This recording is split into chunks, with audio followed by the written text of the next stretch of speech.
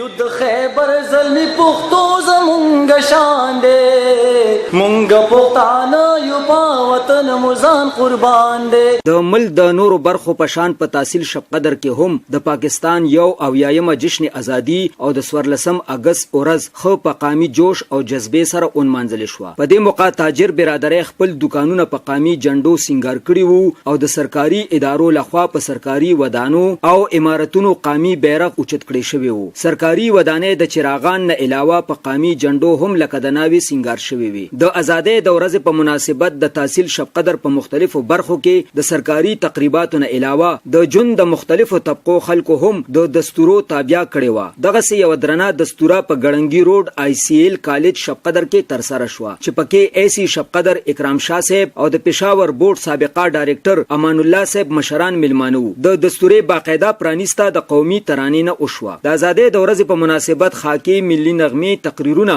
او شاعرانو خپل خوندور نظمونه هم وړاندې کړل. اس پرچم کے سائے تلے اب آنا ہے اپنے پاکستان کو بچانا ہے.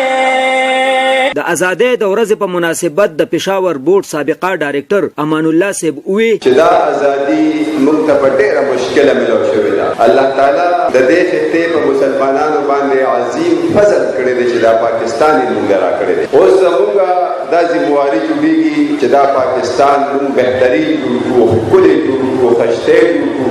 AC شب قدر اکرام شاه صاحب د 14 اگست او د ازادۍ د ورځې په اهمیت خپل نظر په دې ټکو کې څرګند کړو. رونو مان مخ کې یو خبره دغه کا حیات اقبال سے همداغه نه سٹارټ والما علامه محمد اقبال سے یو خوب لیدلیو. هغه خوب کې دا لیدل چې داسې ټوکړه مونږ د پاره د ملک یو داسې سپکار دا چې په هغه کې مسلمانان خپل ازادۍ سره خپل ژوند تیرول شي او هغه خوب باندې بیا قائد اعظم محمد علي جناح بیا قتلی خان داس ډیر نامي هغه په شپه ورځ مهنت وکړو. مونږ له دا خوب وطن زمونږ پاکستان چې دای آزاد کو دې ملک لپاره زمونږ د مینو زمونږ د خويندو عزتونه لوټ شوي دي. نورونو راځي چې نن مونږه دا وکړو چې مونږه ټول کډومبه پاکستانیان کډومبه پاکستانیان پنجابي پښتون سندي بلوچ او ماجر دا رستو خبره ده. په دستوره کې د ICL کالج د پرنسپل اظهر علي صاحب رحیم شاه باچا او مشرانو ملمنو پلاس په خو کارکردګۍ د جون د مختلفو څانګو سره تعلق لرونکو خلکو ته د محکمه پولیس صاحب شاه ته یاسین خان ته مرجان علي